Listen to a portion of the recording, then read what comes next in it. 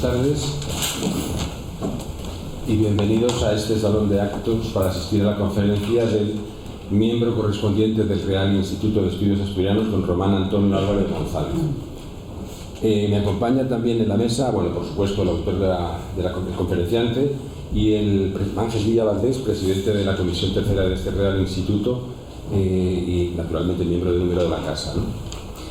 Sin más, yo voy a hacer la presentación del conferenciante, después él dará su conferencia y después haremos, digamos, el pequeño ritual que lo acredita como miembro correspondiente.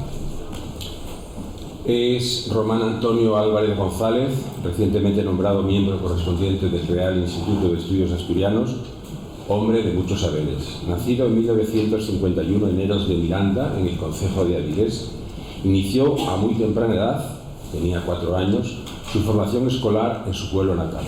En 1961 comenzó sus estudios de bachillerato en el avilesino Instituto Carreño de Miranda y en 1972 ingresó en la Escuela Universitaria de Formación del Profesorado de GB. 4 años más tarde, en 1976, aprobó las correspondientes oposiciones y empezó su carrera docente como funcionario de carrera, obteniendo su primer destino en el Colegio Público de Salinas. En agosto de 1979 se incorpora a su primer destino definitivo en el Colegio Público Mateu de Ros de Corbera de Asturias y finaliza la carrera de Geografía e Historia en 1986. Permaneció en el citado colegio hasta agosto de 1993, momento en el que se incorporó al CEP de Avilés como director en Comisión de Servicios, cargo que ocupó hasta el año 1999. En 1998 obtiene plaza en propiedad como profesor titular de Geografía e Historia en el Instituto de Corbera de Asturias, donde permanece hasta su jubilación en 2012. A sus títulos académicos ya citados añade otros, también otorgados por la Universidad de Oviedo, como especialista universitario en gestión cultural, experto universitario en gestión y conservación de bienes arqueológicos o el diploma universitario de estudios avanzados. Asimismo, obtuvo la acreditación universitaria de suficiencia investigadora. Desempeñó diversos cargos en las instituciones en las que fue profesor y se responsabilizó como director del Centro de Profesores y Recursos CPR de Avilés entre 1900 y 1999. Se responsabilizó como director. También fue profesor colaborador externo de la Universidad de Oviedo al impartir docencia en cursos de verano de extensión universitaria y en actividades del CECODET.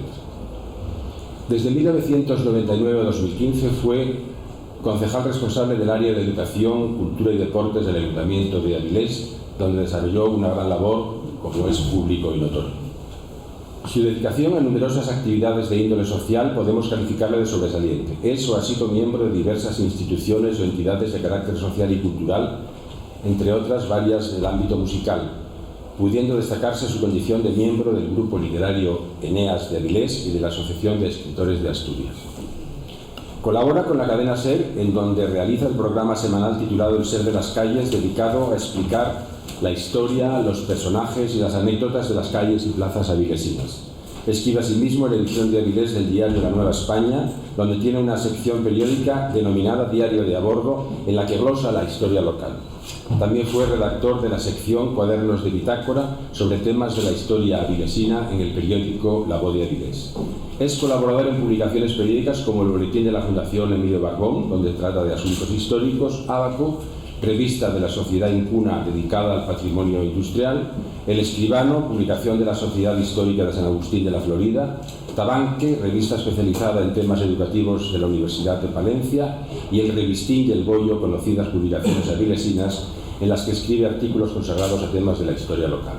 Por lo demás, es conferenciante habitual sobre temas relacionados con la historia de Avilés, tanto en la propia localidad como fuera de ella.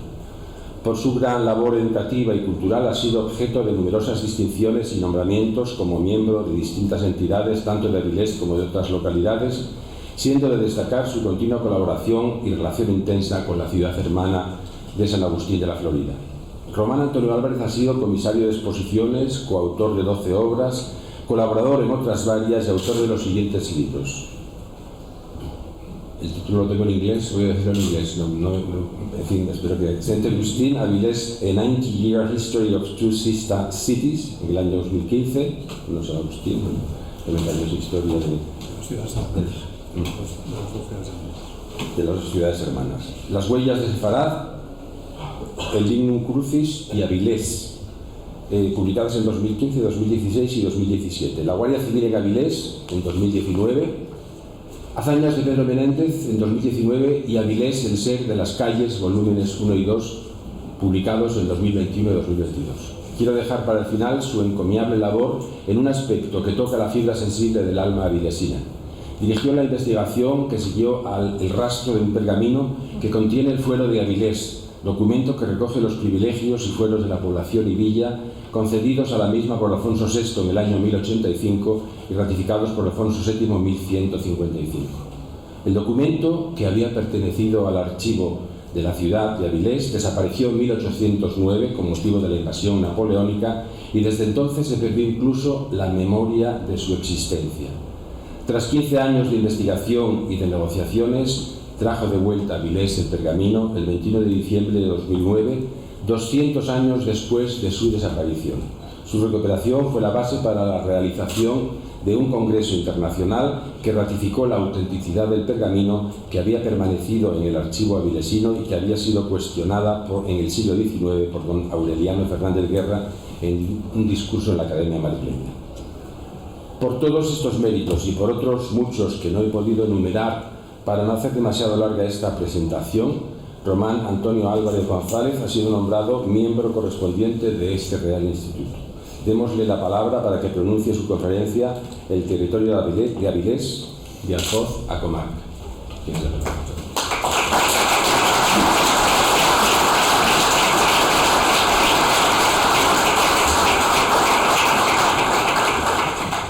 Muchas gracias, Ramón, director de Orquídea. También gracias a Ángel Villa Valdés, autoridades, miembros de Orquídea, amigos y amigas que habéis acudido a la conferencia.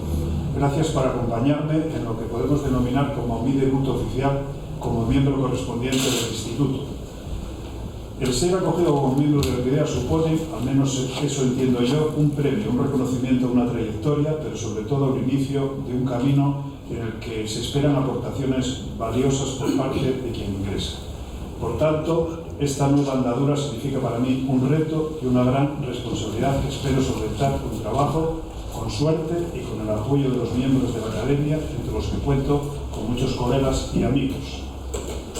Y después de los agradecimientos sinceros a la institución por acogerme y a todos vosotros por acompañarme en este día, comienzo con mi disertación.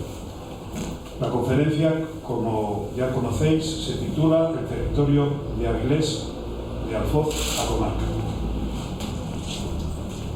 La Constitución del Alfoz. Durante los primeros momentos de la Edad Media, el control y gobierno del territorio, que con el tiempo recibiría el nombre de Alfoz de Bauzón, es decir, lo que hoy son los municipios de Bozón, Carreño, Corbera, Illas, Castellón y Avilés, estaba en el término de raíces en torno al peñón, cuya cúspide se situaba el castillo homónimo del Alfoz y a cuyos pies estaba el poblado presidido por la iglesia de Santa María. La fortaleza, cuyos orígenes, a la luz de las dataciones realizadas en las últimas excavaciones por Iván Muñiz y Alejandro García, habría que llevar hasta el siglo VII, es decir, 200 años antes de lo que hasta ahora se creía, cobra nuevo impulso durante el reinado de Alfonso III el Magno. El monarca asturiano refuerza y da nueva vida al enclave en la segunda mitad del siglo IX, reedificando la vieja fortaleza y levantando en su interior la iglesia de San Salvador. Va a ser en el viejo alcázar renovado donde se elabore y engarce el espléndido relicario de oro y pedrería que servirá para conservar en su seno la cruz de la Victoria que Pelayo había enarbolado en Covadonga en el año 722 y que es símbolo de Asturias y de los asturianos. Sin embargo, necesidades estratégicas desplazan hacia el fondo de la ría, conocida como Neva, el grueso de la población y de la actividad económica, en un enclave más fácil de defender y con mejores comunicaciones con la capital del reino. Nos referimos al caserío de Avilés, población que será continuadora y asumirá la centralidad política, económica y militar del viejo territorio o Alfoz que se había iniciado en raíces. A partir de 1309, la vía avilesina, cuyo fuero promulgado en el año 1085 por otorgamiento de Alfonso VI y ratificado en 1155 por Alfonso VII, la convertirían en un enclave de realengo, verá reconocido jurídicamente su liderazgo con la concesión del alfoz por el rey Fernando IV. A partir de ese momento, los territorios de Bozón, Carreño, Corberas, Illa y Castellón se constituyen en jurisdicciones de Avilés. El alfoz de Gauzón, en ese momento ya de Avilés, funcionó así integrado durante los siguientes 3 siglos. Esta nueva realidad jurídico-política se traduce en que, aun manteniendo los territorios de las jurisdicciones, sus autoridades y estructuras concejiles, estas quedan sometidas a los jueces presidentes o alcaldes mayores de la justicia y regimiento avilesino, de quienes reciben su autoridad y mandato. Los jueces o alcaldes ordinarios de estos concejos administran justicia en primera instancia, y en segunda serán los jueces mayores o alcaldes de Avilés los que decidan. También sus regimientos pueden tomar determinados acuerdos en materia fiscal y normativa, pero siempre subordinados a las ordenanzas avilesinas. En distintos términos o territorios del alfoz los distintos términos o territorios del alfoz funcionarán como una especie de repúblicas confederadas, cuya cúspide ejecutiva, política y judicial estará ubicada en Avilés, pero con una estructura descentralizada cuya organización, que aplicaba ya entonces el principio de subsidiariedad que ahora está consagrado por el derecho comunitario, articulará a todos los territorios que conservan cierta autonomía y que se beneficiarán por los derechos que conservaba el fuero y el auge comercial de todo el espacio territorial derivado de la actividad del puerto avilesino. Este sistema, que no estuvo exento de tensiones, funcionó con relativa normalidad y eficacia por espacio de 3 siglos, como afirmaba el catedrático de Historia Medieval y anterior director de esta casa, Juan Ignacio Ruiz de la Peña. La ciudad de Avilés era el eje central de una especie de área comarcal que sin duda tiene puntos de coincidencia con las propuestas de nuestros días, en el sentido de que la comarca puede beneficiar a sus miembros en la gestión de diversos servicios, decía el maestro Juan Ignacio. Las heredaciones de los territorios de este viejo alfoz, que han supuesto el nacimiento de municipios independientes, no se produjeron, como se ha apuntado en determinados foros, por el triunfo de revueltas contra la organización establecida o contra la preeminencia de Avilés. Es decir, no fueron producto resultado del descontento de los vecinos de las jurisdicciones contra el regimiento de la villa. Si bien es cierto que el prolongado periodo de integración territorial no estuvo exento de tensiones, estas siempre estuvieron ligadas a contenciosos puntuales muy concretos que se resolvieron pacíficamente conforme a derecho. Como ejemplo de lo anterior, baste recordar las diferencias entre ellas y Avilés en el siglo XIV, que finalizaron en un pleito solventado con la Concordia del año 1348, por el que los habitantes de ellas se comprometieron a ser buenos y leales y reconocer la jurisdicción de los jueces de Avilés, y estos a cumplir sus compromisos amparando y defendiendo a sus vecinos y moradores. Es reseñable también la posición de Avilés en defensa de los intereses de los territorios de su alfoz, así como del realengo de la ciudad y sus jurisdicciones, como lo demuestra la demanda presentada por la villa avilesina ante el monarca Juan II en el año 1386 frente a Diego Fernández de Quiñones, merino mayor de Asturias. El merino había usurpado la jurisdicción del territorio de Illas, privándolo de su condición de concejo exento y de realengo, adquirida por su pertenencia al alfoz avilesino y, por tanto, sujeto únicamente al fuero y al rey. La sentencia regia se promulga en Valladolid en el año 1416 y el pleito fue ganado incluso en las costas por Avilés. El júbilo por esta decisión de la corona tuvo como consecuencia la firma en 1424 de una nueva concordia entre Avilés y su jurisdicción de Illas. Vamos a ver ahora la ruptura del alfoz y las segregaciones territoriales. Las primeras segregaciones territoriales se produjeron en el siglo XVII, con la constitución como concejos autónomos separados de Avilés, de Carreño primero, después Bozón y por último Córdoba. Los reyes de la Casa de Austria van a encontrar en la venta de jurisdicciones territoriales, tanto concejiles como eclesiásticas, una solución parcial para paliar la necesidad de dinero de la Hacienda Real. Habrá que esperar 2 siglos más, hasta el XIX, para que se produzca la segunda quiebra del territorio comarcal, con las federaciones de los territorios de Illas y Castellón, que pasan a ser municipios constitucionales, independientes de Avilés, a partir de la Revolución Liberal. un proceso que se inicia a partir de las elecciones municipales de 1835. La primera ruptura del Alfoz con la segregación de Carreño, Bozón y Corbera. Las primeras segregaciones de los territorios jurisdiccionales del viejo Alfoz avilesino, concretamente de Bozón, Corbera y Carreño, tienen su origen, como ya dije, en la venta de jurisdicciones y cargos concejiles por parte de Carlos I y Felipe II, para tratar de solucionar los problemas de la Hacienda Real, política de ventas que continuará Felipe III y sobre todo Felipe IV. La soberanía del territorio la ejercía el monarca y solo él podía decidir sobre la delegación de jurisdicciones a la mitra, ciudades, villas o señoríos y viceversa, sobre la desamortización, la venta o la separación de las jurisdicciones y su incorporación a otro territorio, fuera este de realengo o de señoría, o simplemente su liberación y constitución en concejo autónomo. La diferencia esencial que hay entre los procesos de venta de jurisdicciones del siglo XVI y XVII es que en el primer caso los reyes vendieron fundamentalmente lugares eclesiásticos, en el segundo enajenaron los de Carreño. Carlos I y Felipe II fueron los primeros monarcas desamortizadores, aunque eso sí, de pleno acuerdo con los pontífices, que concedieron las bulas autorizando la venta de numerosos lugares de obispados, monasterios y órdenes militares. Durante el reinado de Carlos I, el peso de la hipoteca que privaba a la corona de una gran parte de la recaudación de rentas ordinarias, así como el endeudamiento creciente de la Hacienda Regia, a pesar de las continuas inyecciones de metales preciosos recibidos de América, hace necesaria la toma de medidas excepcionales.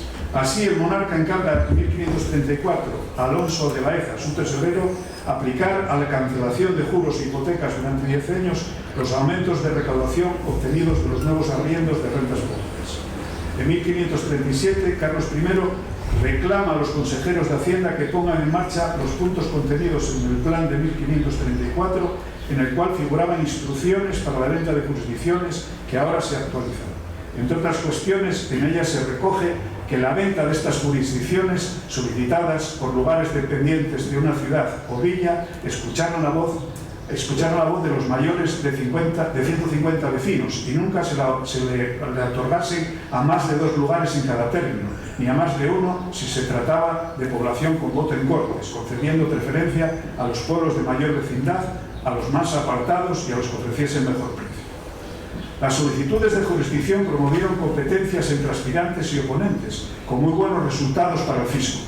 Durante el reinado de Felipe II, el monarca otorgó la autorización del Papa Gregorio XIII, la autorización del Papa Gregorio XIII en el año 1574 para desamortizar señoríos eclesiásticos.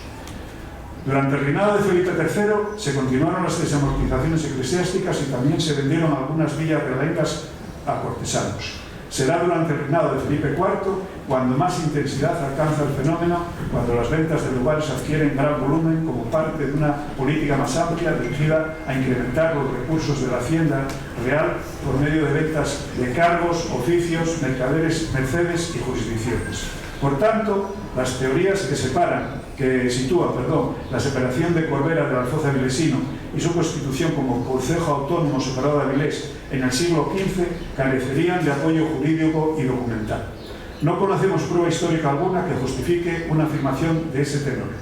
Además, y muy al contrario, en el siglo XV, concretamente en el año 1401, se produce la confirmación del Alfoz avilesino por el rey Enrique III, para que Bozón, Carreño, Corbera, Castellón e Illas fuesen términos de la villa de Avilés.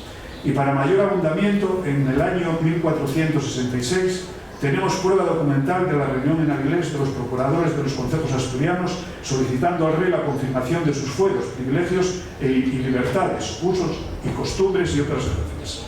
El rey accedió a todas las peticiones, confirmándolas por carta dada en Ocaña a 20 de enero de 1467. Como conclusión, podemos afirmar que en el siglo XV Avilés mantiene todos sus fueros, privilegios y también su alfoz y términos jurisdiccionales. Hay quienes han argumentado para justificar que Corbera en el siglo XV ya está separado de Avilés, que el concejo aparece citado de forma individualizada y separada, aportando soldados peones para la guerra de Granada en varios documentos de los años 1489, 91 y 92, sosteniendo quienes defienden esta separación de Avilés en el siglo XV que estas aportaciones de peones para la guerra son prueba que justifica que en esas fechas Corbera era ya entidad independiente. Sin embargo, y en mi opinión, tal dato no prueba en modo alguno que Corbera hubiese dejado de ser jurisdicción dependiente de Avilés en esas fechas, ya que en esos mismos documentos aparece también Gozón aportando peones para la misma guerra, una jurisdicción avilesina que sabemos que se emancipó en 1605. Y para mayor abundamientos, subrayar que en la misma documentación aparece relacionado, aportando peones para la guerra de Granada, el territorio de las Regueras, entre otros concejos de jurisdicción eclesiástica. Pero sabemos, lo hemos dicho ahora, que las Regueras y los demás territorios bajo jurisdicción de la Iglesia no se emancipan de la mitra obetense hasta el reinado de Felipe II, cuando se produce la venta de jurisdicciones eclesiásticas que se inicia en 1574, la cláusula papal que autoriza las mismas. Por tanto, el que Corbera aparezca relacionado entre los concejos que aportan peones para la guerra de Granada no es prueba que justifique que dicho concejo había dejado de pertenecer al alfoz y se había emancipado de la vía avilesina en el siglo XV. Igual razonamiento puede seguirse para otros documentos de finales del XV y principios del XVI, en los que figura Corbera con las obligaciones que debía de afrontar para el pago de tributos. Las jurisdicciones tenían unas competencias y unas obligaciones que podían y debían afrontar, y unos órganos concejiles que debían de adoptar las decisiones correspondientes, en la línea que ya hemos indicado al hablar del alfoz. Pero eso no significaba en ningún caso que por ello dejasen de estar incluidos dentro del alfoz correspondiente y, en el caso de Corbera, dentro de la gobernanza del territorio del alfoz avilesino. Habíamos dicho que Gozón realiza el deslinde de su territorio del de Avilés en el año 1605. Por tanto, su desvinculación y constitución como concejo autónomo se inicia de facto en esa fecha, en el marco de las ventas o desamortizaciones de jurisdicciones concejiles realizadas por Felipe II. Julián García San Miguel, en su libro Avilés Noticias Históricas, así nos lo atestigua, como también lo hace Manuel González Llanos, cronista de Gozón, en el tomo tercero del libro Asturias, al hablar del concejo de Gozón. Como las normas para la desvinculación de jurisdicciones de las villas o ciudades de las que dependían estipulaban que nunca se la otorgasen a más de 2 lugares por cada término, necesariamente Corbera debió de alcanzar su segregación con posterioridad a Gozón, que lo hizo en 1605, es decir, necesariamente Corbera tuvo que haber alcanzado su desvinculación de Avilés bien entrado el siglo XVII bajo el reinado de Felipe III o quizás incluso bajo el reinado de Felipe IV. El siglo XVI fue un siglo de prosperidad para Avilés y eran muchas las personas que solicitaban la carta de vecindad en la villa, ya que ello les permitía gozar de sus franquicias y de las exenciones que otorgaba el fuero. En este siglo, según nos relata David Arias en su libro Historia General de Avilés y su concejo, se hicieron obras muy importantes y costosas y el concejo alcanzó una situación muy ventajosa económicamente gracias a su actividad mercantil e industrial. Ello puede explicar quizás el poco interés de la villa en conservar en aquellos momentos determinados territorios de su antiguo alfoz, cuya pérdida no significaba un excesivo perjuicio, como nos indica Manuel González Llanos. En la venta de jurisdicciones, pueblos y lugares que se produce bajo los Austrias, los territorios afectados por la venta podían comprarse a sí mismos para no caer bajo la jurisdicción de un noble o de un particular. Así que, ante las segregaciones de Carreño y Gozón, en las que parece que hubo en principio alguna oposición inicial por parte de Avilés, al final no se produce puja por parte de la villa para adquirir nuevamente las jurisdicciones sobre estos concejos, al entender en Avilés que la separación no le perjudicaba, y son los mismos concejos los que adquieren su propio autogobierno, primero Carreño y después Gozón alcanzaron en los momentos finales del XVI esa segregación que se consuma a comienzos del XVII. Lo mismo ocurriría posteriormente con el concejo de Corbera. Concluyo este apartado de la primera ruptura del alfoz reiterando que los motivos de esta quiebra no hay que buscarlos en ningún tipo de conflicto territorial. No habrá motivaciones épicas, sino prosaicas. La causa de las segregaciones será únicamente la necesidad de dinero por parte de la corona.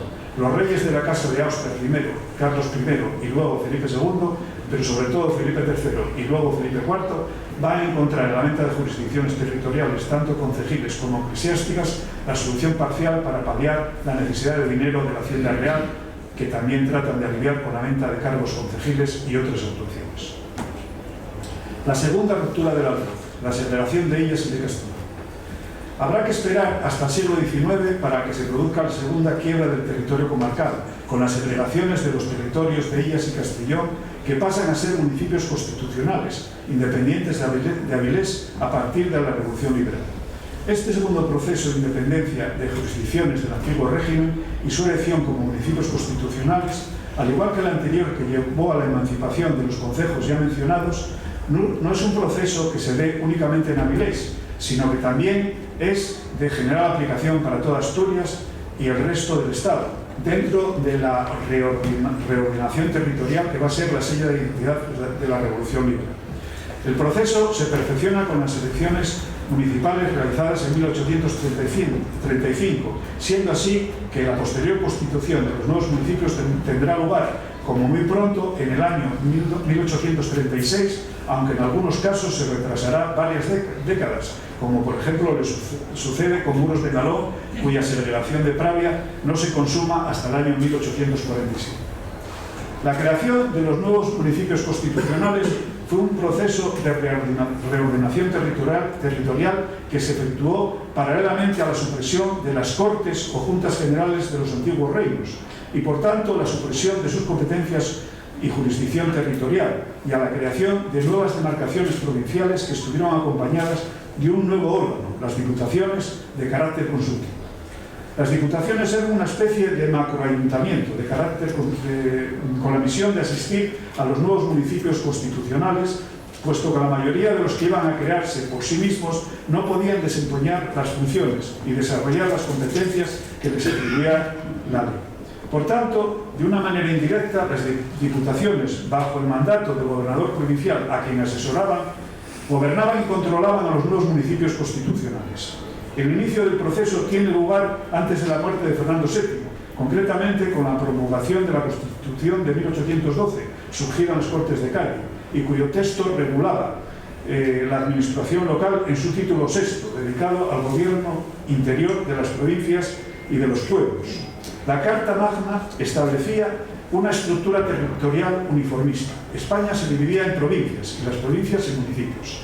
La Constitución venía a fijar los órganos políticos que correspondían a estos niveles territoriales. En el capítulo 1, artículos 309 al 323, que regulaba los ayuntamientos y el criterio delimitador para el municipio era, en último término, el de la población, no pudiendo dejar de haber ayuntamiento en los pueblos que por sí o con su comarca lleguen a 1000 almas. Artículo 320. Se establece que el municipio era gobernado por el ayuntamiento, por lo tanto el municipio era el término y el ayuntamiento el gobierno del municipio, formado por el alcalde, los regidores y el procurador síndico. La determinación del número de estos empleos se difería a la ley, en proporción al vecindario. En todo ayuntamiento habría también un secretario, elegido por el pleno y remunerado con fondos del común. También un depositario.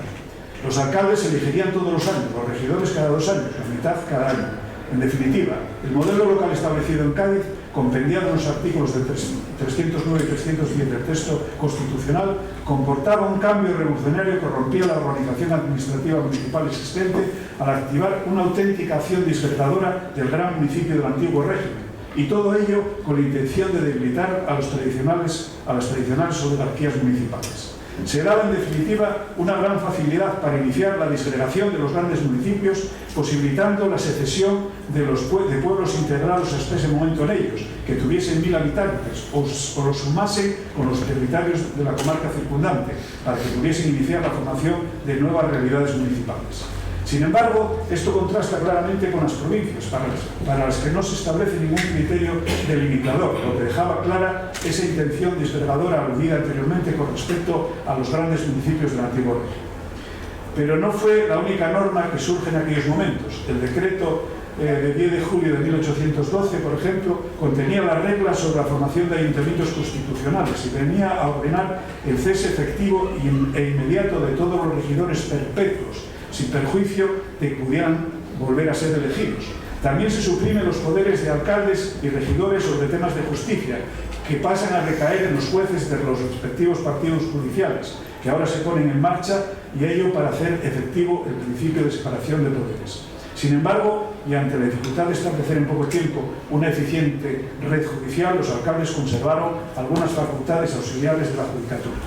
Para poner en marcha esta arquitectura constitucional se dicta la instrucción para el gobierno económico-político de las provincias de 23 de junio de 1813, que puede considerarse como la primera ley de régimen local de la España contemporánea. Aunque las tropas napoleónicas abandonaron Asturias en 1812, por lo que parecía que la normativa derivada de Cádiz podía implantarse rápidamente, el regreso de Fernando VII en 1814 y su abolición de la Constitución en mayo de ese año paraliza toda la nueva legislación constitucional. En marzo de 1820 vuelve a entrar en vigor la Constitución gaditana, después de que un levantamiento militar obligase al rey a su juramento. Se inicia así el trienio liberal, que finaliza en 1823 con la vuelta al absolutismo. Durante este periodo liberal se recupera la legislación del régimen local y se intenta poner en vigor los municipios y diputaciones constitucionales, pero la entrada de los 100.000 hijos de San Luis y la vuelta al absolutismo paraliza de nuevo la arquitectura constitucional de Cádiz. Habrá que esperar a la muerte del rey Felón en septiembre de 1833 y la promulgación de la circular de Javier de Burgos en noviembre de ese mismo año para que se sustancie la división territorial de España en provincias y municipios tal como hoy la conocemos, puesto que las variaciones sobre lo establecido en ese momento han sido mínimas. Y en consecuencia va a ser a partir del año 1833 cuando empiece a ser eficaz y aplicable la norma constitucional y las complementarias que la desarrollan y que posibilitarán la disgregación territorial de los municipios del antiguo régimen.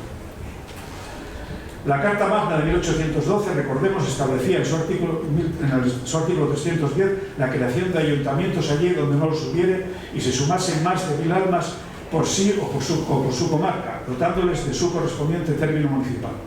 Por su parte, el artículo 221 estableció las competencias municipales, destacándose las siguientes: policía sanitaria, seguridad y orden pública, administración de propios servicios, repartimiento y recaudación de contribuciones, escuelas, hospitales, hospicios y demás establecimientos de beneficencia, obras públicas municipales de construcción y reparación de calzadas, caminos, puentes y cárceles, fomento de la agricultura, de la industria y del comercio.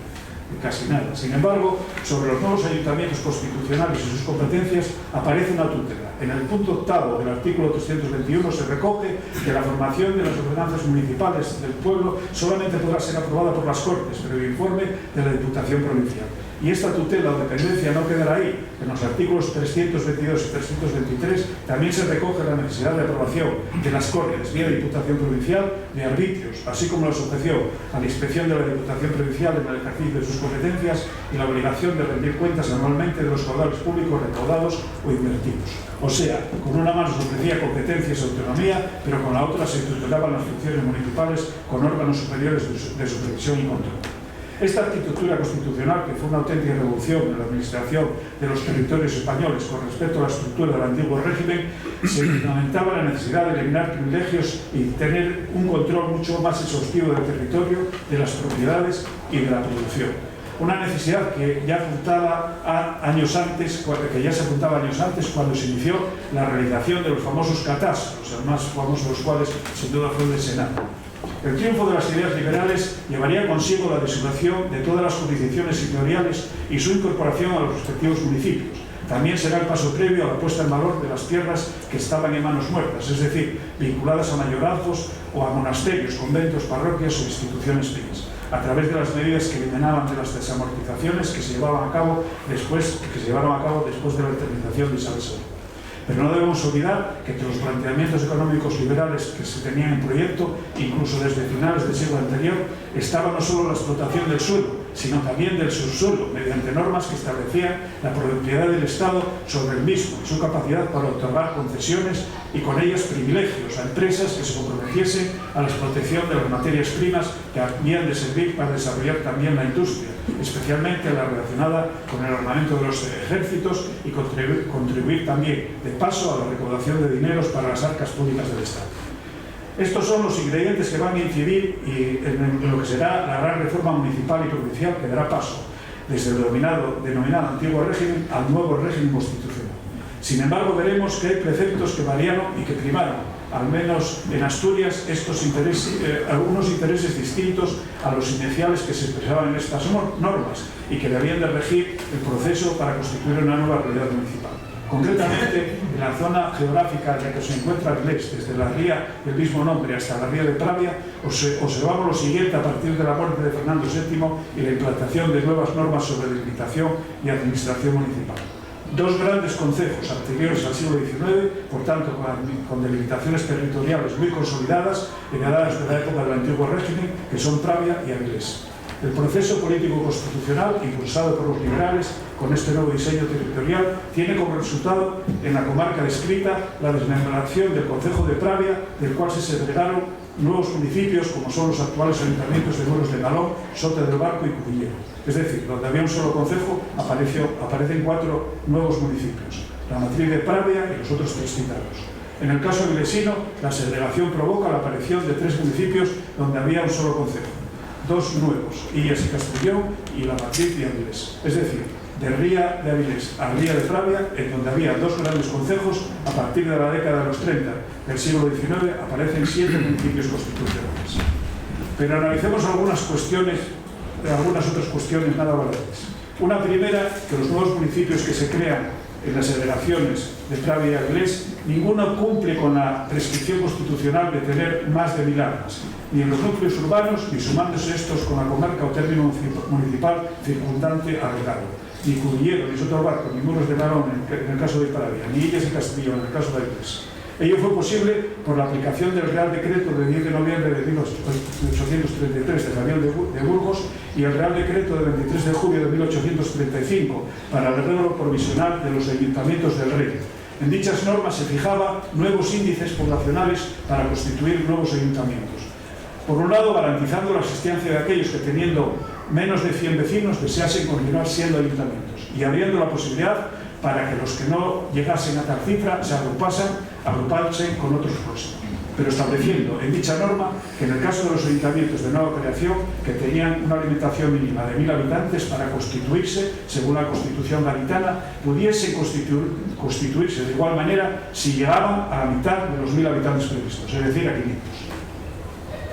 Otra cuestión muy llamativa es la concesión minera de la franja costera entre la ría de Avilés y la ría de Pravia, que la corona otorgó a la Real Compañía Asturiana de Minas para su explotación. Era un territorio que en el momento de su concesión, año 1833, pertenecía a solo 2 concejos, Pravia y Avilés. Una nueva cuestión es que en las 2 rías, Avilés y Pravia, se conformaban los puertos naturales más interesantes de Asturias, tanto para la recepción de explosivos y la maquinaria necesaria para las tareas de explotación mineras que se iniciaban en este momento, como para la salida de los productos derivados de las actividades extractivas.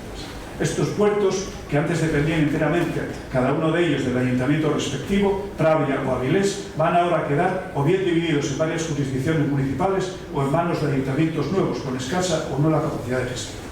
Por último, llama la atención la precariedad con que nacen esos nuevos ayuntamientos segregados, en orden a ejercer las competencias que la nueva normativa municipal les atribuye, que ya hemos visto que son muchas, variadas e importantes, y que supone dar unos servicios mínimos y elementales a los vecinos y realizar una serie de funciones muy concretas.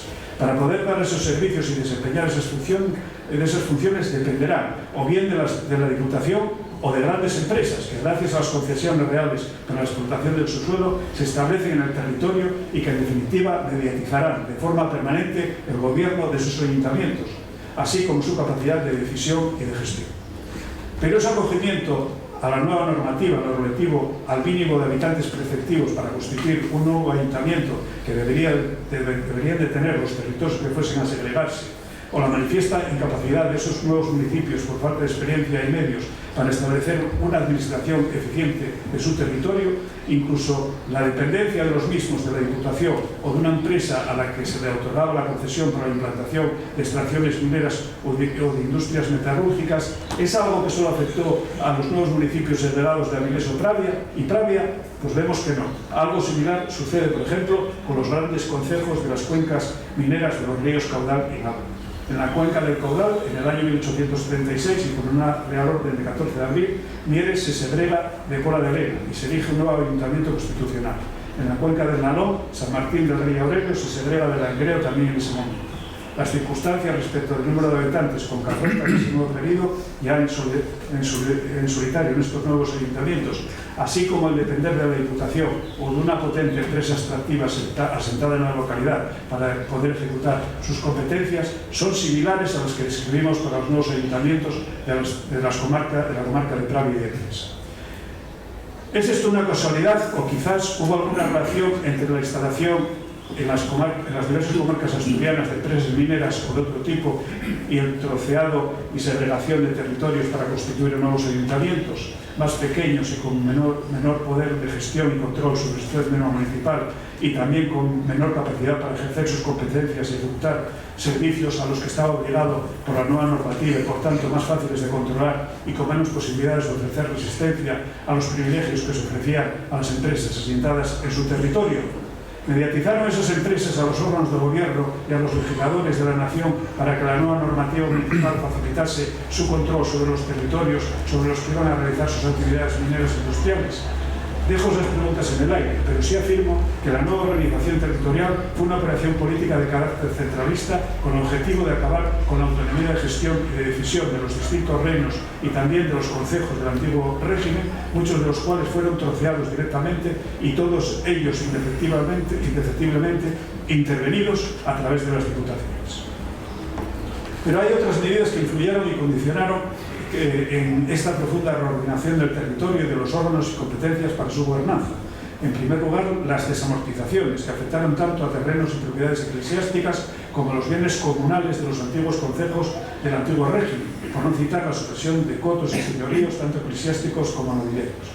Fueron una auténtica revolución en la estructura de la propiedad de la tierra, tendencia a contribuir a la financiación del nuevo Estado liberal, pero que significó, de hecho, la usurpación de propiedades sin que los efectos buscados con la reforma, es decir, una mayor producción agrícola y una mayor equidad en el reparto de la propiedad, se alcanzasen en modo alguno. Más bien, la realidad fue que las tierras desamortizadas se malvendieron, yendo a parar a manos de los mismos burgueses que propiciaron la usurpación, dejando en una peor situación a los colonos y arrendatarios de esas tierras que hasta entonces las habían explotado.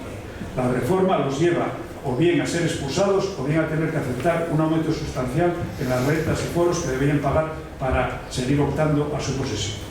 En el caso de Avilés, las desamortizaciones afectaron en principio a dos conventos, el de los franciscanos y el de los mercedarios, con efecto diferido también a un tercero, el de las monjas bernardas cistercienses, y también a dos instituciones pías, el albergue de peregrinos de Rivero y la malatería de Coros. Especialmente importante lo tocante al efecto sobre los límites del municipio de Lesino en los posteriores deslindes con Castellón fue la desamortización de las propiedades de los mercedarios de raíces, ya que al desvincular todos estos terrenos del convento avilesino pasa el coto de raíces unos años más tarde a depender de la circunscripción parroquial de San Martín de Lastra. Y como los límites parroquiales van a ser uno de los criterios para determinar posteriormente los deslindes municipales, y siendo esta parroquia una de las que constituye el nuevo municipio de Castellón, esta pertenencia parroquial de las antiguas propiedades mercedarias eclesianas será utilizada eficazmente para justificar su inclusión en el territorio del nuevo ayuntamiento constitucional. Y al hablar del señorío de raíces nos estamos refiriendo a las tierras comprendidas entre el espolón de San Martín y la Peñuna por el oeste, los acantilados de San Cristóbal al sur, e incluso tierras sobre la rasa que pertenecieron a la parroquia de San Cristóbal de Entreviñas y al convento mercedario, pero que eran propiedad de los mercedarios, y por el este al estuario de la Ría de París. En segundo lugar, también fue importante en muchos territorios la influencia que tuvieron las concesiones de explotaciones mineras e industriales sobre las segregaciones de los nuevos municipios constituyentes, y especialmente sobre los deslindes territoriales que posteriormente se llevaron a cabo tras las segregaciones. En la comarca avilesina, el paradigma de esa influencia va a ser la presencia en la zona de la Real Compañía Asturiana de Minas ya desde el año 1833. Luego hablaré un poco más sobre este tema. Por otro lado, la Revolución Liberal no resultó pacífica, sino que fue el inicio de una gran confrontación civil que duró 70 años, las denominadas guerras carlistas. Pero el arreglo territorial de la nación no lo solucionaron los liberales con su revolución, ni tampoco las carlistadas. El problema siguió sin que la breve vigencia de la Primera República, orientada hacia un nuevo orden federal o confederal, supusiese la reposición de los derechos usurpados a los viejos reinos y concejos. Tampoco fue solución la restauración borbónica y su nueva constitución de 1875, que reconoció hechos diferenciales en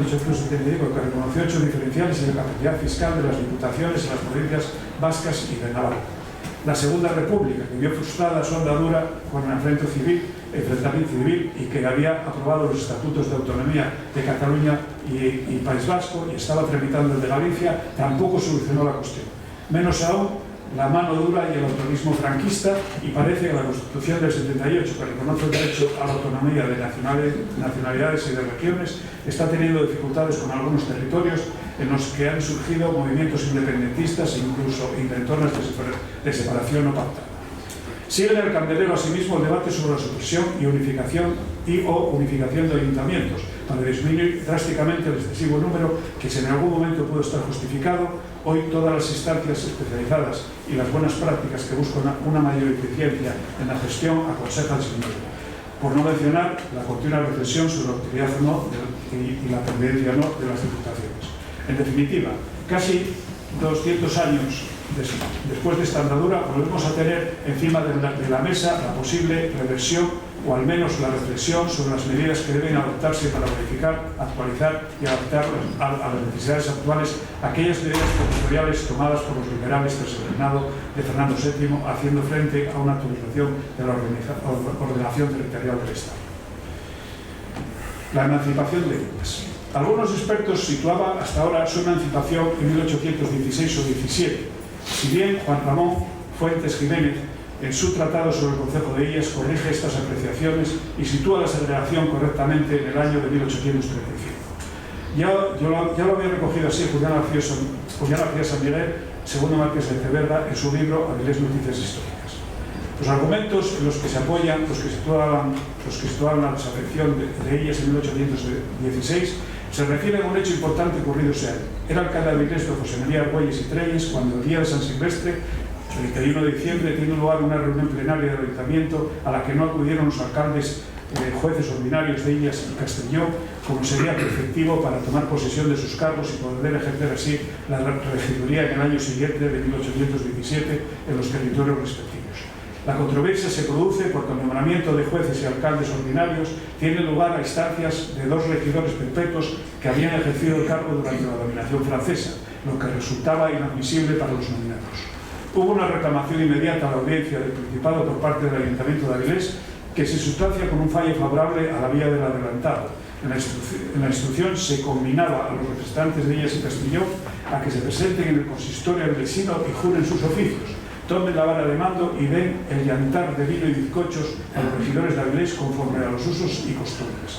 Y si aún así persisten en la rebeldía de no acudir a tomar posesión, entonces el juez, alcalde mayor de Avilés, la ejerza y los dé por no posesionados hasta una nueva providencia. Ante esta situación se convoca un nuevo pleno del Ayuntamiento de Avilés para el día 1 de 1817. El representante de Illas no se presentó, por lo cual no le fue dada la vara de mando y el nombramiento, y el de Castellón sí lo hizo. La regiduría de Illas se realizó, por tanto, directamente desde Avilés en ese año de 1816. El año siguiente, el 1 de enero de 1818, la situación volvió a la normalidad y también tomó posesión el alcalde pedáneo de Illas, Pedro Rodríguez de Pons. Los años sucesivos, la tradición continuó hasta llegar a 1834, último año en el que se producen los nombramientos de Avilés. Era alcalde de Avilés Luis Folgueras Evia, cuando se nombran alcaldes pedáneos en Illas Antonio Fernández de la Yáscara para el ejercicio referido en la sesión plenaria del Ayuntamiento de Avilés del 1 de enero de 1834. A partir de esa fecha no aparecen nuevos nombramientos de alcaldes de Illas en los libros de actas del Ayuntamiento de Avilés. La emancipación de Castelló.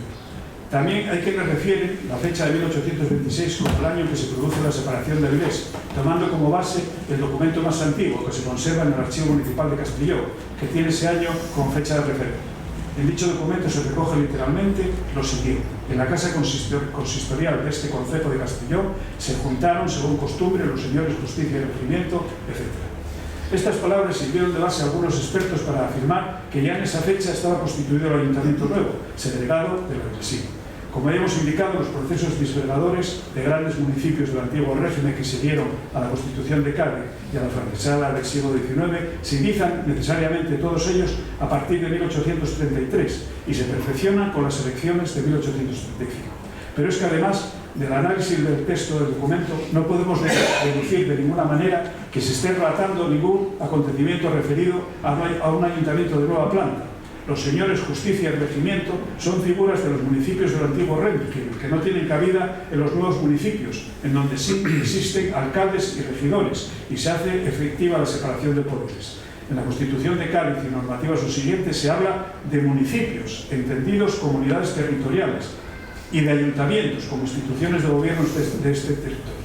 Por otro lado, ¿a qué costumbre puede hacer alusión el texto más que a la inveterada de los regidores dependientes de Avilés? No podemos ignorar que tras la invasión de la ciudad por los franceses, los dineros a pagar derivados de los desmanes y de las demandas pecuniarias de los gabachos fueron sufragados solidariamente por los avilesinos todos, ya fueran de la villa, de Illas o de Castellón, tal y como correspondía al ser todos pertenecientes a una misma realidad municipal. Por otro lado, en el conflicto al que aludimos de 1816, ya hemos aclarado lo que sucedió también con Castellón, cuyos alcaldes tomaron posesión en Avilés en 1817 y en 1818. Y si bien otra vez en 1819 los alcaldes pedáneos de Illas y Castellón no hacen acto de presencia para tomar posesión, la situación jurídica no se alteró y la dependencia de Avilés siguió siendo efectiva, como pone de manifiesto el estudio de Ciriaco Miguel Vigil, quien en su obra Estudios Monumental, Epigrafíca y Diplomática afirma que Illas y Castellón en el periodo 1820-23 eran cotos dependientes de Avilés. Esa realidad no cambia hasta las elecciones de 1835 celebradas para constituir los nuevos ayuntamientos constitucionales.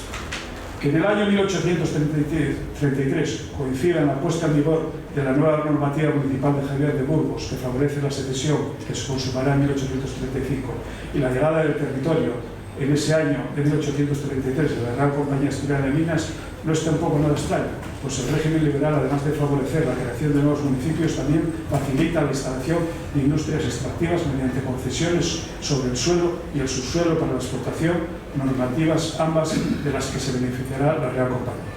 Efectivamente, en el momento en que se promulga la concesión minera hecha a la Real Compañía en 1833, el concejo de Castellón seguía siendo el de un territorio jurisdiccional de la Villa Vilasina, y así se recogen los documentos que se derivan de dicha concesión minera de 1833 de la Real Compañía.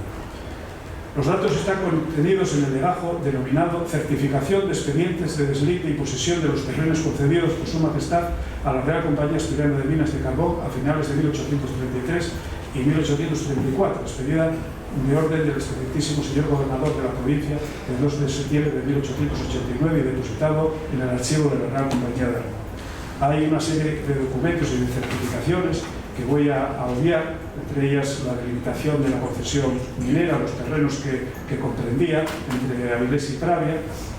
Cada concesión se hace por un periodo de 25 años, pero hay un aspecto que me gustaría subrayar, que es el documento, las actas, el documento que recoge las actas por el cual la Real Compañía toma posesión de los terrenos en los distintos términos territoriales. Concretamente, en Castellón, el acta se levanta en el término de la Cueva, parroquia de Pillar, concejo de Castellón, a 27 de diciembre de 1833, con asistencia del señor don Guillermo Schul, inspector comisario de Minas, y el juez de esta jurisdicción, así lo expresa el documento, el alcalde ordinario, don Manuel Valdés, consiguiente a lo expuesto por el señor intendente de Rentas Reales, yo, el escribano de la subdelegación, he dado la posesión real del terreno comprendido en esta dicha jurisdicción para el laboreo de minas, concedido a la Real Compañía, tal. También asisten al acto los alcaldes de la hermandad de la parroquia de Quiloño y de San Miguel de Quiloño y de la parroquia de Pillán, que tenían también alcaldes autonómicos. Vemos que las autoridades municipales que acompañan al inspector comisario de Minas, Guillermo Sur, son por un lado el juez de la jurisdicción, es decir, el alcalde ordinario del territorio, y Castellón aparece nombrado así como jurisdicción. Esta jurisdicción está presente el mismo alcalde de la Hermandad de Pillano, así como el de San Miguel de Quiloño, parroquias que, como las Rieras de Miranda o el Vidriero en Avilés, tenían también sus propios alcaldes. Y el territorio cedido a la Real Compañía, según la Real Concesión, estaba comprendido en la jurisdicción de Castellón, que se levanta en este año. Este tratamiento legal reiterado para Castellón, el apelativo de jurisdicción, es el mismo que se realiza en el acta para el territorio de Soto del Barco con respecto a la Villa de Pravia. Esto es el de jurisdicción. Sin embargo, no aparece este término de jurisdicción en el acta levantada referida a Avilés, que dice en la Villa de Avilés, el 28 de diciembre de 1833, con asistencia del señor Guillermo Schur, el inspector comisario de Minas, y del juez primero y alcalde de este concejo, don Pantaleón Carreño, etcétera, etcétera. Tampoco en las actas referidas a la toma de posesión de los territorios de Pravia y de Bozón, que aparecen no como jurisdicciones, sino como concejos. Eso lo vemos. Esta terminología es muy significativa de la realidad legal que se estaba viviendo en esas fechas de diciembre de 1833, para la toma de posesión de los terrenos de Avilés y de Castellón, y para lo mismo en los primeros meses de 1834 para los demás documentos de toma de posesión de otros territorios de la comarca por parte de la Real Compañía. Es decir, todavía no se ha producido la emancipación de las jurisdicciones, que pasarán a tomar forma de nuevos municipios constitucionales separados de los antiguos concejos matriz a partir de 1835. Estos serán los casos de Soto del Barco y de Castellón, en lo que se refiere a los territorios incluidos en la concesión minera. Bueno, para no hacer la cosa tan larga, voy a pasar al año 1835, cuando se perfecciona la creación de los nuevos ayuntamientos constitucionales, que alteraría la característica también de las antiguas jurisdicciones, que hasta ese momento formaban parte de los antiguos concejos. Será después de estas elecciones, fundamentalmente con la normativa constitucional, concretamente con las normas de referencia, será la Constitución de 1812, la Instrucción para el Gobierno Económico y Político de las Provincias de 1813, 23 de junio, considerada, como ya dije, la primera ley del régimen local de España contemporánea, y la circular de Javier de Burgos de noviembre de 1833, por la que se sustancia la nueva división territorial de España en provincias y municipios. Desarrollado toda esta arquitectura normativa y basándose en ella, se promulga el Real Decreto del 23 de julio de 1835 para la elección y constitución de los nuevos ayuntamientos constitucionales. Es de subrayar que el sufragio para las elecciones municipales fue censitario, eligiendo por sufragio restringido a las magistraturas locales, lo que es una novedad importante, ya que los regidores de los concejos del antiguo régimen se designaban por procedimiento de insaculación. Hasta 1868 no se establecerá el sufragio universal. De todas maneras, los que votan para estas elecciones no son todos los ciudadanos de la jurisdicción, sino unos pocos. Por lo tanto, no votaron todos los habitantes del territorio, sino una minoría muy concreta. El resultado se publicó en el Boletín de la Provincia con fecha de 20 de septiembre de 1835. Por tanto, la implantación de los ayuntamientos constitucionales se hace a partir de esas elecciones de 1835. A las jurisdicciones territoriales de los antiguos concejos que tuviesen más de 500 habitantes se les otorga, con la implantación normativa del régimen liberal, la posibilidad de constituirse municipio autónomo y no dependiente de las antiguas villas y ciudades. Esto sucede en los casos de Avilés con los concejos de Castellón e Illas, antiguos términos jurisdiccionales suyos que a partir de esa fecha de 1835 se constituyen en ayuntamientos constitucionales, ya sin sujeción a la villa avilesina de la que dependían hasta ese momento.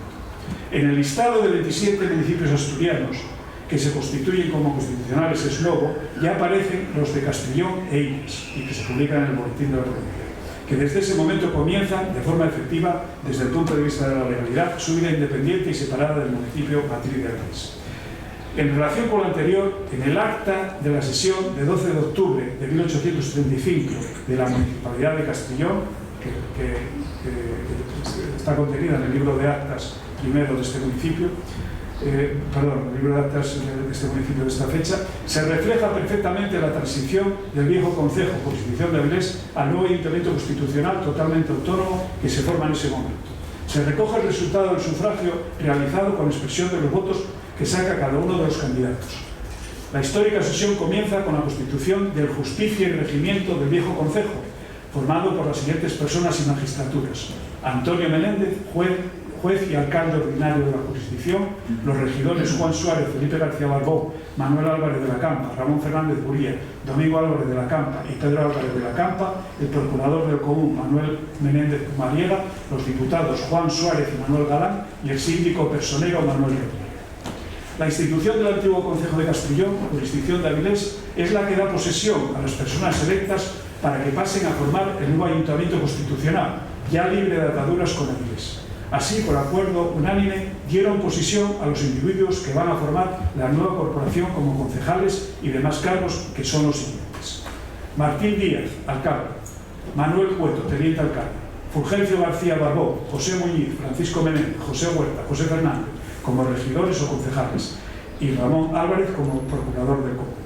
Fue en esa fecha histórica de 12 de octubre de 1835 cuando se consuma la formación del nuevo municipio constitucional de Castellón, plenamente independiente de Avilés. Voy ahora a dar un breve repaso a los deslindes municipales y las agregaciones como fuente de conflictos. Pues esto voy a pasarlo muy por encima porque esto da para una tesis doctoral.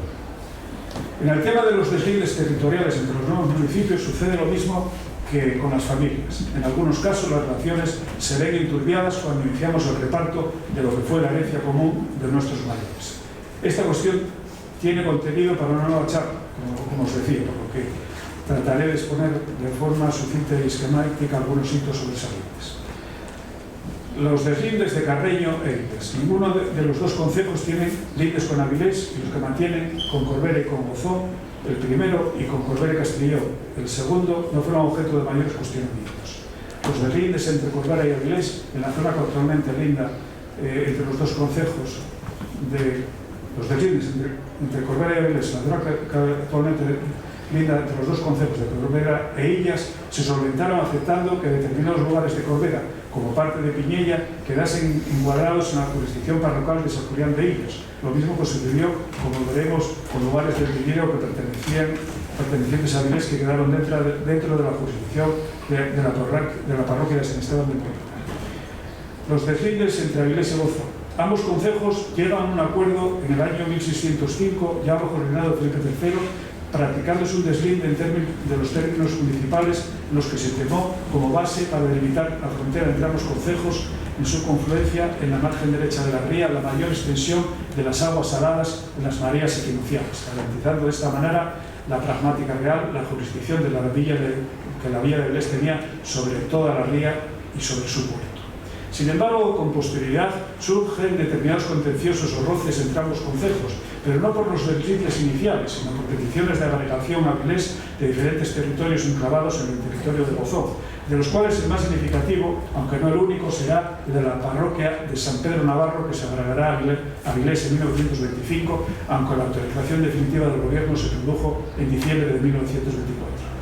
Pero ya lo había intentado primero en otras ocasiones, lo mismo que la Viana. De hecho, ya en el año 1863, las parroquias de San Pedro Navarro y la Viana pretenden segregarse de Gozón para unirse a Avilés. Y el 13 de abril de 1869, los vecinos de la parroquia de San Pedro Navarro acuden a la Diputación en solicitud de segregarse del concejo de Gozón e incorporarse a Avilés. En 1932, el pueblo de San Juan de Nieva, en la margen derecha, envía un escrito al consistorio avilesino solicitando la construcción de una escuela y su agregación a Avilés. Ya en la segunda mitad del siglo XX, la parroquia de la Viana volvió a solicitar su segregación de Gozón y su incorporación a Avilés, pero el expediente tampoco prosperó. Por último, en 1976, se sustancia definitivamente la reclamación de Gozón sobre deslinde en la marisma sobre la que se edificó la fábrica de aluminio, entonces Inespal, fallando los tribunales a favor de Avilés. Respecto de los deslindes entre ambos concejos, en sucesivos momentos se han realizado y revisado los hitos que separan las tierras de ambos municipios y en el momento actual no existe ya ningún contencioso pendiente de solicitar. Deslindes entre Avilés y Corbera. Entre Corbera y Avilés sabemos que hubo pleitos eclesiásticos entre las parroquias de San Lorenzo de Cortina y Aranes y de San Esteban de Molleda por cuestiones relativas al límite de confluencia de las mismas. Conocemos un pleito entre los párrocos de Yaranes y Molleda por cuestiones relativas a los límites de ambas circunscripciones religiosas que tiene lugar en 1582, pero lo que se estaba dirimiendo era ni más ni menos el control y la adhesión del territorio denominado el Vidriero, es decir, lo que hoy conocemos como Villalero, unas tierras situadas efectivamente entre las dos parroquias citadas. También en 1601, a la muerte del párroco de San Lorenzo de Cortina, se agrega Yaranes a la parroquia de San Nicolás de Avilés. Sin embargo, el párroco de Molleda reclama todo el territorio de la parroquia de Yaranes y su incorporación a Molleda. El conflicto se resolverá mediante una sentencia judicial que confirmó en 1602 la integración definitiva de la antigua parroquia de Yaranes en la de San Nicolás de Avilés. Es probable que en ese momento, de finales del siglo XVI y principios del XVII, los datos que tenemos de esos conflictos nos informen de las tensiones por el deslinde entre Avilés y Corbera que posiblemente se estarían dirimiendo por esas fechas y en las que se estaba sustanciando igualmente el deslinde entre Avilés y Gozón. Estas disputas por límites parroquiales tendrían como trasfondo, por tanto, las tensiones del deslinde municipal realizado entre Corbera y Avilés. También hubo intentos de la parroquia de San Vicente de Trasona durante el siglo pasado de integrarse en Avilés, como realizado en 1932, en el que los vecinos solicitaban al consistorio avilesino integrarse en su término municipal, sin duda animados por el éxito logrado por la parroquia de San Pedro Navarro en la década anterior. Desde Avilés no se llegó a tramitar dicho experimento.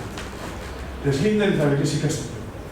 El deslinde entre Avilés y Castellón fue muy problemático y dio lugar a enconados conflictos. Hay diversos elementos o factores que van a tener influencia e incluso ser determinantes en el deslinde entre ambos concejos. En primer lugar, la desamortización eclesiástica que actuará sobre las propiedades de los monasterios avilesinos y especialmente sobre la que los frailes mercedarios tenían en raíces y también en la parroquia de San Cristóbal de Intermedias. En segundo lugar, las concesiones mineras e industriales y en nuestro caso la presencia e influencia de la Real Compañía en el deslinde territorial entre Avilés y su jurisdicción de Castellón, convertida a partir de 1835 en Ayuntamiento Constitucional. Los intereses de la Real Compañía serán decisivos y la empresa se constituirá de facto en el elemento motor de todos los contenciosos entre Avilés y Castellón en torno a los terrenos del Espartal, que la empresa compra a Castellón, que no tenía la propiedad sobre los mismos. Pero también en la titularidad de los terrenos, esto da para otra tesis doctoral, porque los periódicos en aquella época publicaban como el Chamisuy. Pero también en la titularidad de los terrenos en torno al puerto de San Juan de Nieve y aledaños. Los conflictos en torno a este territorio derivaron fundamentalmente por el interés de la Real Compañía en apropiarse de los mismos para establecer la nueva explotación de fin en la zona del Espartal, que complementase a la que Arnau tenía a la que la compañía tenía en Arnau, y también para crear en la desembocadura de la ría, margen izquierda, un puerto de entrada y salida a los materiales de la fábrica y la conexión de la bocana de la ría y el nuevo puerto por el ferrocarril y carretera con la fábrica de Arnau. También la conexión entre ambas fábricas con la línea férrea que llegaba a Avilés procedente de Villabona en 1890, que si bien en principio estaba establecido que tuviese ese término, su final en la margen derecha al lado del fondeadero del monumento, al final la compañía belga consiguió que tanto la nueva dársena como la vía férrea se ubicaran en la margen izquierda. Esto fue lo que dio lugar al famoso contencioso de la estación, que si se ponía en Cantos o se ponía en la industria. No era tanto un problema de ubicación de la estación, sino que si se ponía en la industria significaba que la vía férrea venía desde Oviedo por Serín y seguía por la margen derecha hasta el San Juan de la parte de allá, que era el verdadero San Juan, y si la estación estaba en Cantos, eso quería decir que la vía férrea iba por la margen izquierda, por los terrenos de las marismas que se habían desecado, hasta llegar a lo que después sería la Nueva Dársena en San Juan, que en realidad no era San Juan, era el Espartal, pero se llamó San Juan, se quedó de llamar San Juan para cumplir así con la ley que decía que la vía férrea tenía que terminar en San Juan. Entonces terminó en San Juan, aunque no fuese San Juan.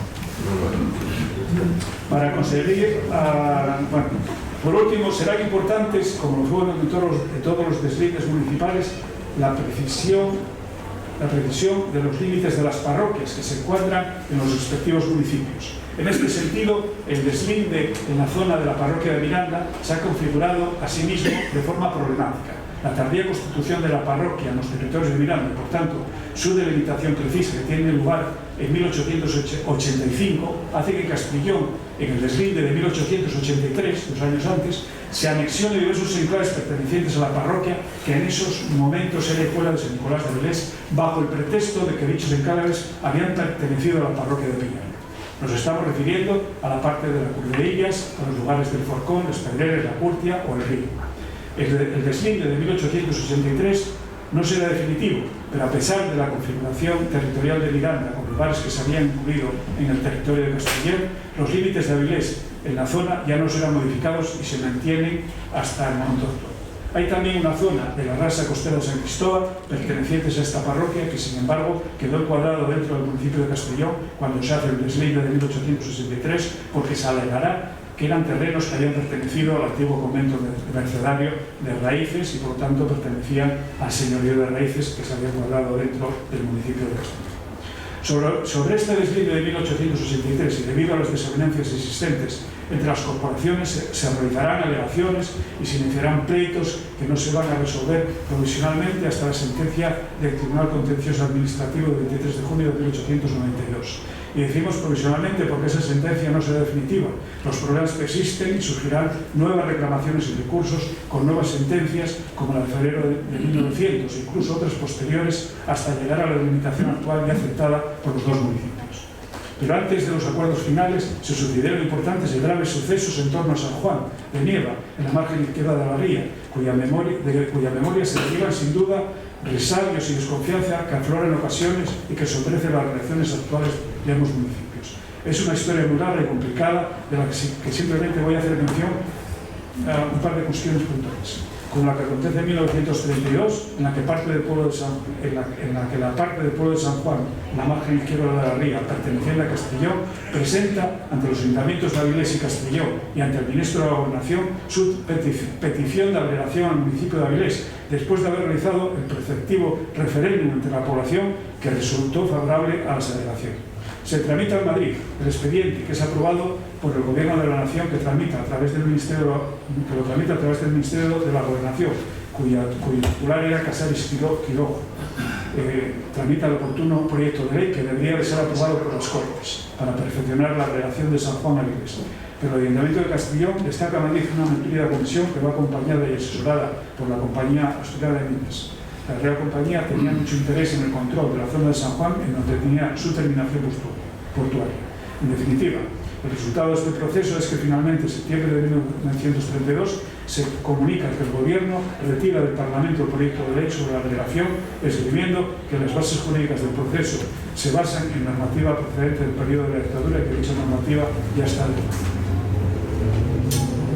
Bueno, conclusión del proceso y nueva realidad territorial, la comarca de Avilés.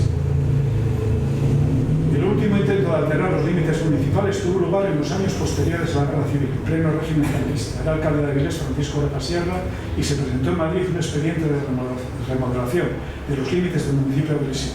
Fue el año 1961 cuando se elabora el documento base del expediente que llevará por título Avilés, sus realizaciones y sus problemas. En este documento se hace la propuesta de fusión de los términos municipales de Avilés, Castellón, Illas y Corbera y la agregación a esta nueva realidad municipal de parte del municipio de Bozón, concretamente las parroquias de La Viana y de Perdones. Esta propuesta no prosperó porque el Gobierno de la Nación lo desestima y renuncia a su tramitación. Hoy no existen contenciosos vivos sobre los límites de los términos municipales que un día formaron el Alfo. De fondo tenemos toda la experiencia y la sensación de los habitantes de la zona de pertenecer a un espacio que nos identifica y nos es común, un solar que nos acoge y hacia el que nos sentimos como nuestra casa. Ha habido enfrentamientos entre instituciones, pero los ciudadanos de pie no se perciben como rivales ni como extraños, hayan nacido o vivan en uno u otro municipio.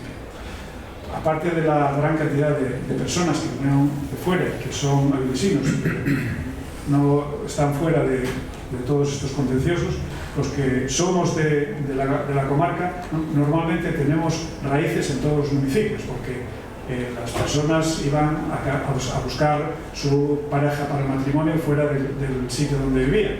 Y por ejemplo, mi familia, mis abuelos paternos pues son de Corbera y de Illes. Y por parte de mis abuelos maternos, tengo una parte que es de Gozón y otra parte que son de Carreño. Y tengo tíos que viven en Castelló, quiero decir, y esto me pasa a mí, pasa a la mayor parte de la gente que vive en la comarca, es decir, no nos sentimos ni de aquí ni de allá, es decir, nos sentimos vecinos de la comarca y sentimos que estamos a gusto y en casa en cualquiera de los municipios que la conforman. Pero también es cierto que esta realidad choca con ciertos rescoldos de los antiguos fuegos y enfrentamientos institucionales que de vez en cuando pues, humean con motivos variados y a veces perentorios. ¿Qué hacer de cara al futuro? Es la pregunta que debemos resolver. Bueno, en el año 2011 hay una entrevista que se hace a un colega que se llama Piñón Rodríguez, que es catedrático de Geografía y Ordenación del Territorio y director del CECODE, y él plantea una fórmula magistral, con la que yo estoy bastante de acuerdo, que dice que el futuro se cocina con una suma de ingredientes que constituyen el sabor de un territorio, que supera el municipal para reconocerse en el de la ciudad real, que viene a ser el del Alfoz o comarca de Avilés. Una visión compartida, que soluciona también, con soluciones también compartidas, que podría ser, podríamos decir, la conclusión de su análisis. Hace diversas consideraciones que voy a pasar por alto porque no quiero alargar más la cuestión y con las que me identifico y añado ya para terminar que existen instituciones, tanto en Avilés como en los municipios de la comarca, que están formadas por representantes de todos los municipios, como por ejemplo la Comunidad Comarca Avilés o la Comunidad de Cabo de Peñas, el IFECA.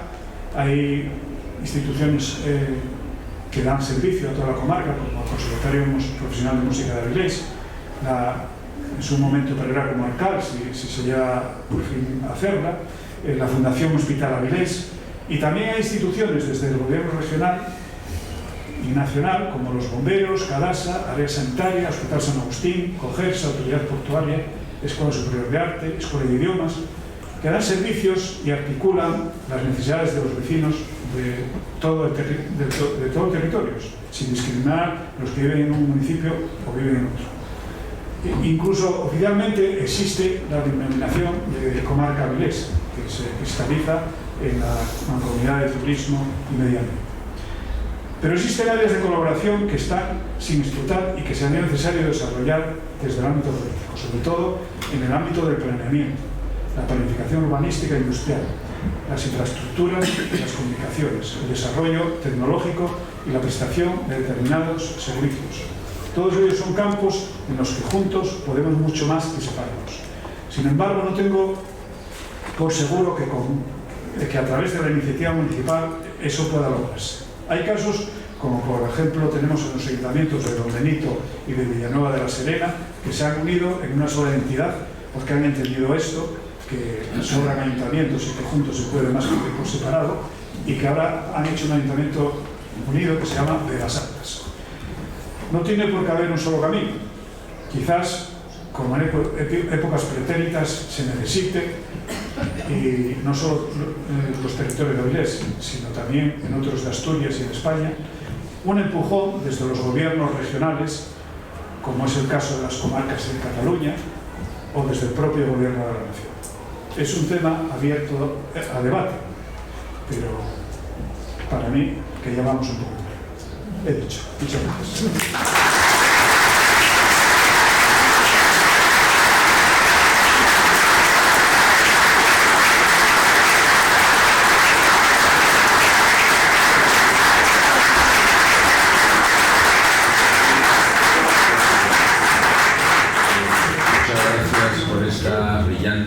extensa y didáctica conferencia, y vamos ahora a proceder a entregar al nuevo miembro correspondiente de los atributos que acreditan tal condición, que son una insignia y un certificado que dice pues, en la nueva condición. Nos ponemos de pie, y vamos a ver ahora aquí. Y vamos a ver si ahora la visita es ahí.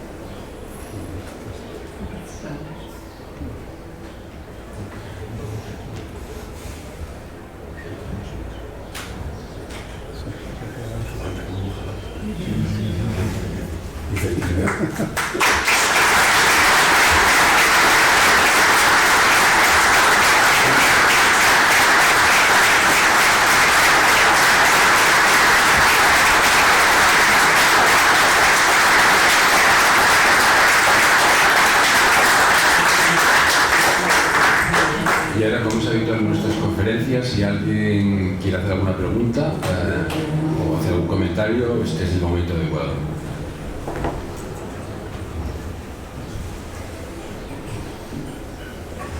Me parece.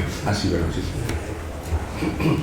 Bueno, en primer lugar, felicitar a Román por la brillantez de su conferencia y un tema muy candente, ¿no? Porque quizás fuera conveniente revertir la desintegración del Alfoz, no solo en Avilés, sino en otras partes, ¿no?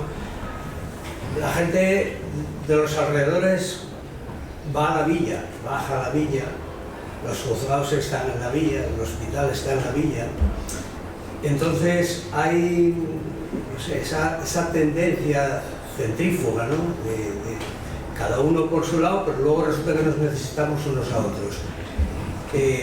No parece que la clase política esté por la mejor, quizás por miedos electorales o por otras causas, pero sí sería deseable.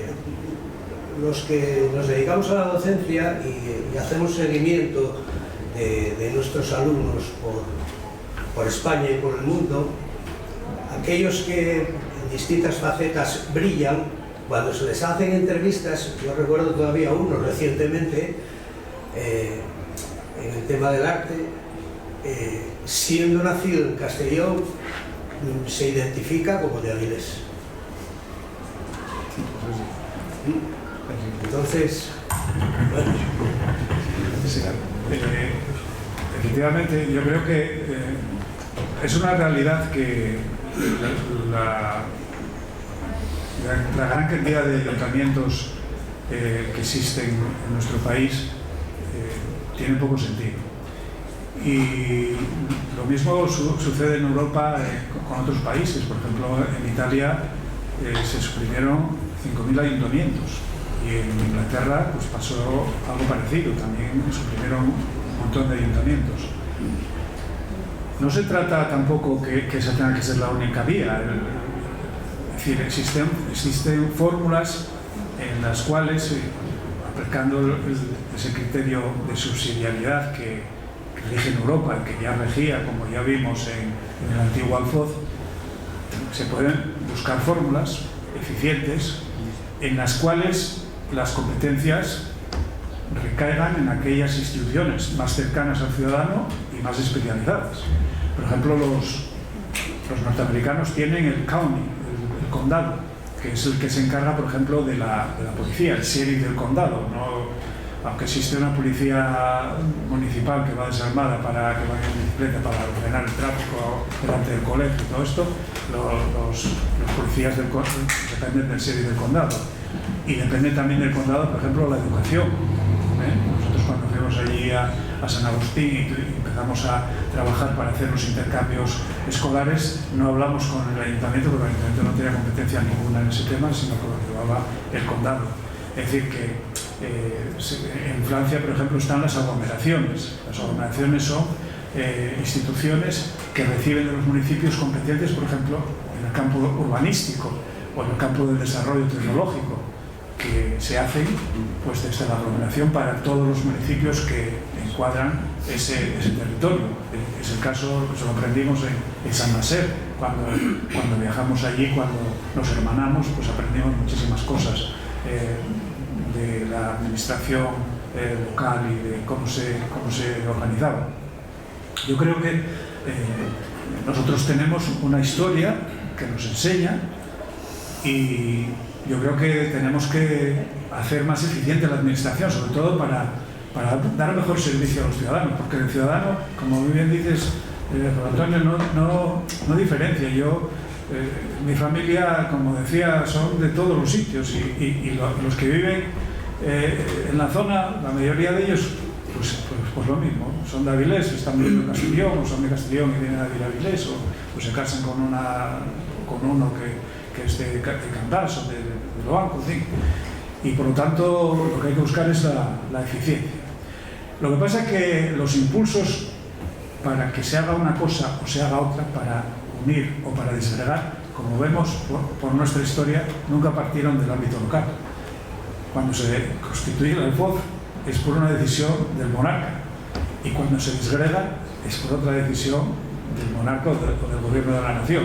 Es decir, los ayuntamientos por sí mismos tienen poco que hacer, porque entre otras cosas tampoco legislan, y las legislaciones que te dan tienen que ser eficientes. Tenemos el caso de las mancomunidades, pero las mancomunidades tienen ciertas limitaciones, y por lo tanto, aunque se hagan mancomunidades, no solucionan los problemas, y la legislación no la hace el ayuntamiento, tiene que venirte dada de órganos superiores.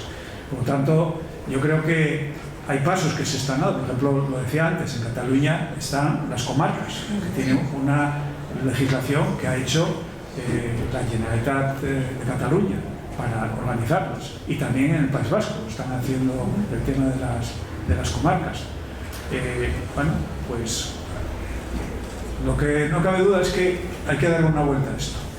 Y, por ejemplo, con el tema de las diputaciones, también es una cuestión de San Candelero. Las diputaciones se crean porque se suprimen los gobiernos regionales, los parlamentos regionales, que hasta aquel momento existían. En Asturias, por ejemplo, la Junta General del Principado de Asturias, que había sido tan importante, declarando la guerra a Napoleón, creando un cuerpo diplomático, creando un ejército, etcétera, etcétera. De repente, a los pocos años, desaparece por orden del rey, por orden, vamos, de la corona, y se crea la Diputación, es nuevo. Ahora ha vuelto otra vez los parlamentos regionales y las competencias de las regiones. Aquí en Asturias no hay diputación, pero en otras comarcas, en otros territorios existe el parlamento regional, existen las diputaciones y existen los ayuntamientos. Es decir, se multiplican los estamentos que administran al ciudadano, con un gasto que es muy elevado y una eficiencia que es discutible. Entonces, ese es un tema, la organización territorial, que está, posiblemente sea siempre imperfecta y nunca se consiga algo que funcione para siempre. Pero en estos momentos está pendiente de una revisión. ¿Alguna otra pregunta? Bueno, sí, bueno, más que pregunta, la verdad que un gusto de nuevo escucharte, Román. Enhorabuena a ti y a Lidea por este camino que ahora emprendéis juntos, y la verdad que disfrutando toda la tarde, como siempre, de tu trabajo, ¿no? Porque yo pienso que siempre le aportas profundidad a cualquier cuestión, ¿no? En este caso del Alfoz a la comarca. Y nosotros, que lo hemos vivido también en primera persona, desde el punto de vista, como decía la persona que ha intervenido antes, de la clase política, es muy complicado.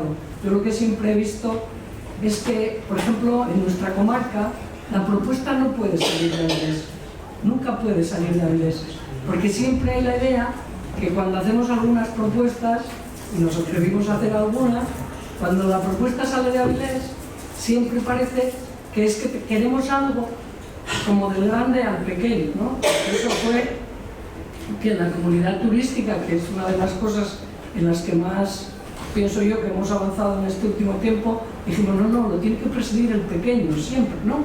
Que era como una idea de, bueno, pues tenemos aquí un germen, vamos a ir haciendo más cosas, lo que comentas, como aprendimos con San Nasser y con las aglomeraciones urbanas, el transporte, es una cuestión evidente el transporte.